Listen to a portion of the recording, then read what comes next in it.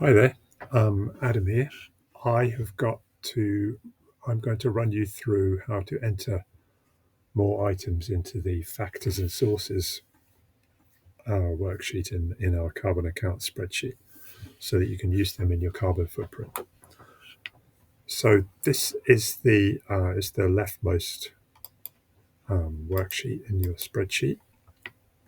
And what you will need to enter, what you'll need to have is the category that you want to, that your item's in, your item itself, your your unit, the units, or I don't know why I call it conversion, the units that the conversion factor comes in. You see for the top one there, you've got batteries. So they have put kilos of batteries, kilos of CO2 per kilo of batteries, and then the actual conversion factor itself goes in that column. And then please also don't forget to put a reference into where you got the data from, so that other people can check it out and verify what's going on.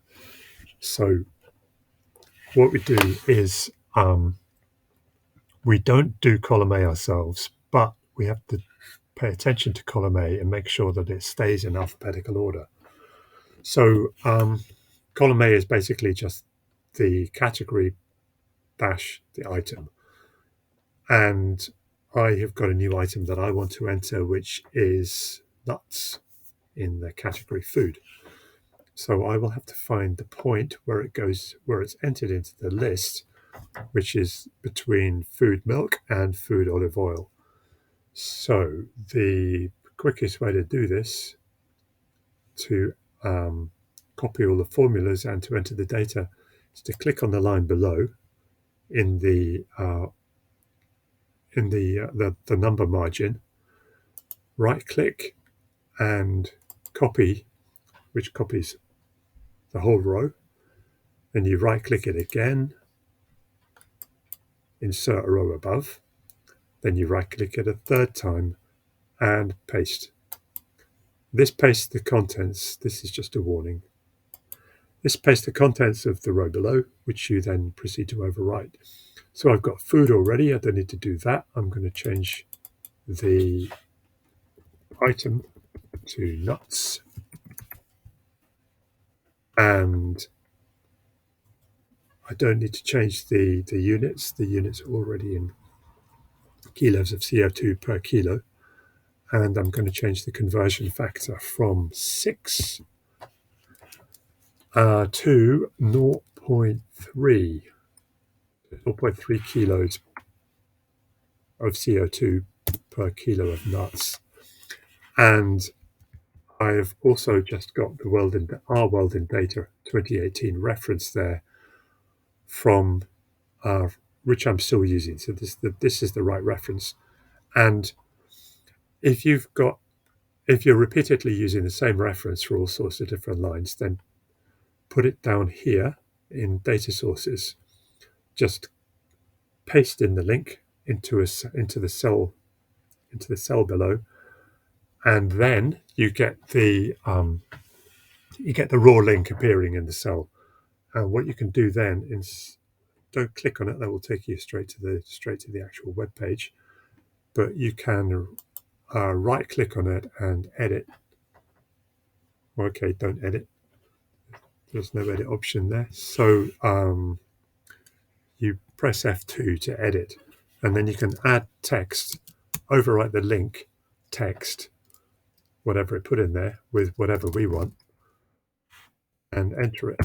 So that preserves, so the spreadsheet preserves the link underneath, but allows you to edit the label of the link to give it more information. In other words, I just put in our Weldon Data 2018 because that's a lot more useful, to a lot more visually efficient than having to try to work out what you're actually going to go and look at when you click on the link from the URL with the HTTP So there you go. That's how to enter the item.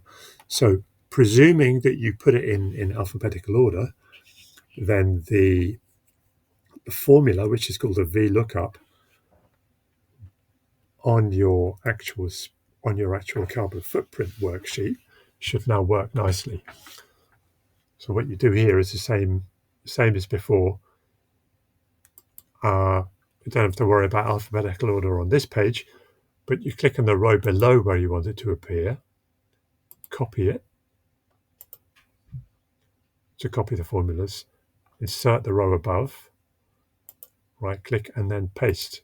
And then you get the warning again, and you get a drop down. So you can go and choose your item, which is conveniently showing food nuts. Not sure why it's doing that so conveniently. I'm sure it wouldn't for everybody. Basically, you click on the drop down and you can move. You can either move with the cursor, with the mouse cursor, moving the scroll bar up and down to find everything, which is useful when the list gets really big. Or you can use the down button, and the down button or the up button. So I'm now going to lost my nuts, food nuts, which is there, and enter. And I've got my factor in there. I'll go across here and enter however many kilos of nuts I ate last year, which was, let's say, 10. And that's it. There we go. I hope that helps, and see you soon.